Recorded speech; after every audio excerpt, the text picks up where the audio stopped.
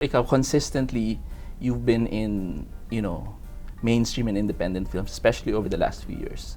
So I'm curious, like, why do you think you've become such a favorite ng mga directors and producers here in the Philippines? Nakita ko may isang interview si Alessandra De Rossi na ang dami daw niyang pelikula, ang dami niyang ginagawa. Akala daw niya nung una magaling siya. It turns out, mura lang pala yung talent fee niya, kaya ang dami niyang ginagawa. Okay. Pero siguro,